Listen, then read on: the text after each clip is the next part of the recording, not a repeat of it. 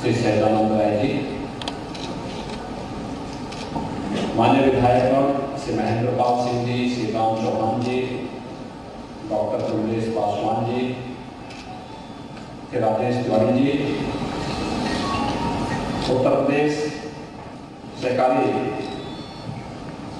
ग्रामीण विकास बैंक से जुड़े हुए हमारे सभापति श्री संतराज यादव जी, जिलाध्यक्ष श्री विष्णु सिंह जी, उत्तर प्रदेश राज्य निर्माण सहकारी संघ के निदेशक श्री मार्कंडेय राय जी, सभापति जिला सहकारी संघ श्रीमती सुमन सिंह जी, श्री राधेश्याम सिंह जी,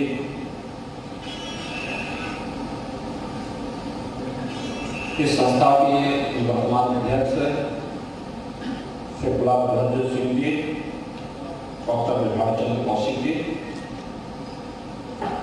सहकारिता के प्रति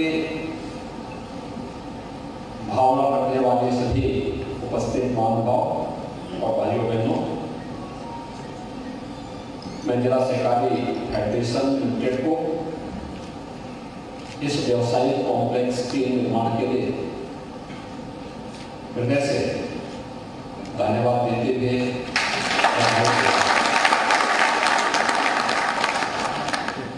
मुझे प्रसन्नता है कि जहां आज से 6 वर्ष पहले अतिक्रमण था,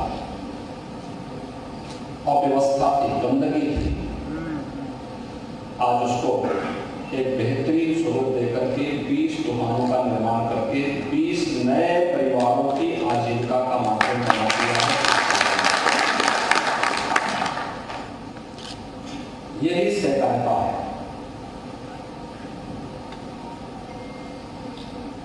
सबके सहयोग से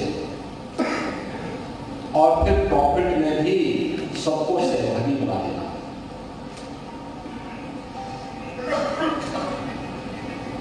जिला सहकारी फेडरेशन को अपनी इनकम बढ़ाने का अवसर प्राप्त हुआ। इनकम बढ़ाने के बाद उन्होंने उस पूंजी को थोड़ा थोड़ा पैसा इकट्ठा करते हुए जमा किया। पिछली देनदारी से मुक्त होने के साथ साथ इस व्यवसायिक कॉम्प्लेक्स का निर्माण भी कर दिया। अब इस संस्था के पास एक अस्थायी आय का स्रोत हो गया। यानी ये जो 20 दुकानें बनी हैं, जब तक ये कार्य करेंगे हर 3 या 5 वर्ष में इनका रिन्यूअल होता रहेगा और जिला सहकारी फेडरेशन को उसकी इनकम से पैसा मिलता रहेगा। इस पैसे का उपयोग यहाँ पर इससे जुड़े हुए जो डेलीगेट्स होंगे और आम जनता की सुविधा के लिए यह फेडरेशन इसका बेहतर उपयोग करता है। भाइयों बहनों, आप सब जानते हैं सहकारिता आंदोलन वास्तव में भारत की मूल विकास की आत्मा रही है। जिन राज्यों ने सहकारिता की वास्तविक महत्व को समझा, वे राज्य विकास की दौड़ में काफी आगे निकल गए।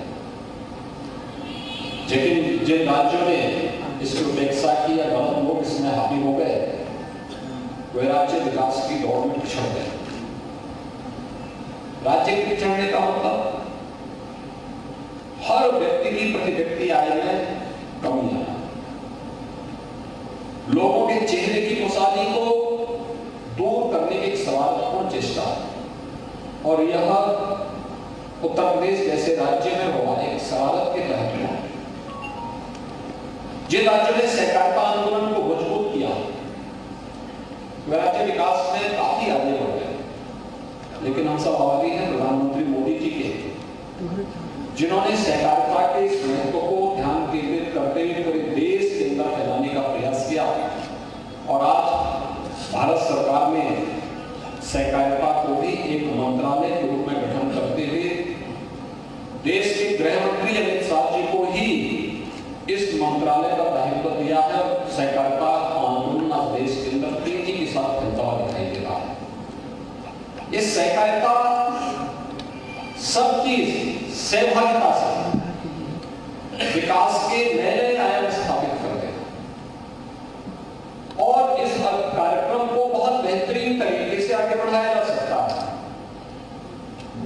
यह किसी भी प्रकार की नौकरशाही से मुक्त आम जन की सहभागिता से उनके द्वारा चुने गए डायरेक्टर होंगे, उनके द्वारा चुने गए सभापति होंगे, उनका एक निश्चित कार्यकाल होगा, उनकी बायलॉज के अनुसार उनकी कार्य पद्धति होगी और वह हर एक किसान को बीज से लेकर बाजार तक पहुंचाने की सुविधा, उस प्रॉफिट में मिलने वाली जो उसका लाभांश में सहभागी बनाने की व्यवस्था, इन सभी के साथ जोड़ने का एक बेहतरीन कार्य कर सकता है।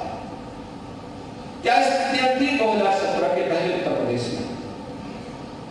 16 हमारे सहकारी बैंक ऐसे थे, जिला सहकारी बैंक ऐसे थे जिनके लाइसेंस ही रिजर्व बैंक ने निरस्त कर दिए। वहां फंसी हुई पूंजी ब्लॉक हो गई थी और स्वाभाविक रूप से कोऑपरेटिव बैंक में पैसा किसका रहता है? छोटे किसानों का, छोटे व्यवसायियों का। वे तबाह, किसी को बेटे की शादी करनी होती थी, किसी को कोई अपने बेटे को कहीं पढ़ाने के लिए भेजना होता था, पैसा नहीं होता था, वो घूमता रहता था, भटकता रहता था। कुछ पैसा राज्य से दिया गया, कुछ भारत सरकार ने पैसा दिया। आज उनमें से ज्यादातर बैंक फिर से अपने पैरों पर खड़े हो चुके हैं। लेकिन ये चीजें दिखाती हैं कि जब भी सहकारिता के आंदोलन में गलत तत्व तो घुसपैठ करेंगे, माथे पर पकड़ के तत्व तो हावी होंगे, तो वह विकास को पूरी तरह बाधित कर देंगे और विकास के बाधित होने का मतलब आम जन को तबाह कर देगा। ऐसे ही जैसे आज आप गोरखपुर में देखते होंगे, जब यहां गैंगवार होता था तो गैंगवार दो माफिया गैंग करते थे, लेकिन पहचान का संकट हर गोरखपुर वासी के सामने खड़ा होता है। ये कहीं भी ज्यादा दबाव तो हर व्यक्ति संदेह के दिनों से देखता है।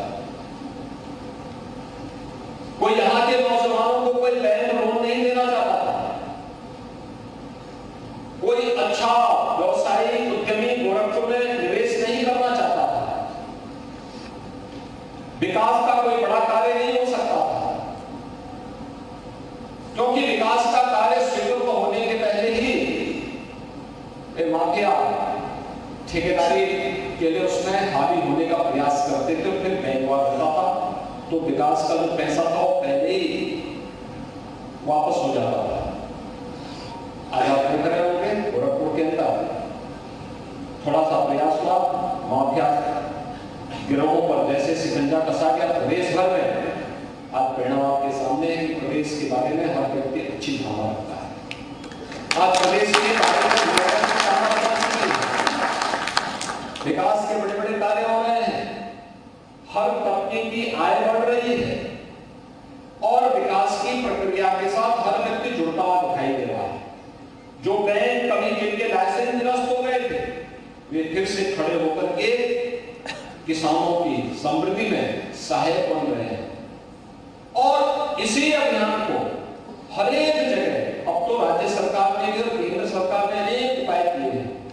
सरकार ने कहा है कि हर एक पैक्स को हम लोग 10 लाख रुपए तक की एक व्यवस्था देंगे जहां पर वह आसानी से अपने कार्य पद्धति को आगे बढ़ा सके। यानी ये चीजें दिखाती हैं कि किसान को समय पे बीज मिले, समय पे खाद मिले, समय पे उसको शासन की सुविधाओं का लाभ प्राप्त हो, तो किसान क्यों बदला होगा?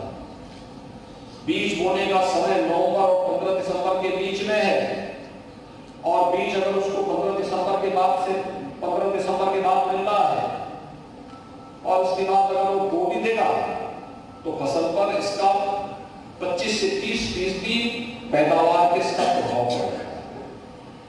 किसान जिसकी आमदनी हम दुगना करना चाहते हैं तो किसान की आमदनी दुगनी नहीं होगी, किसान खुशहाल नहीं होगा, समृद्ध नहीं होगा, तो स्वाभाविक रूप से इसका प्रभाव प्रदेश और देश की समृद्धि पर पड़ेगा। ऐसे ही हर एक क्षेत्र में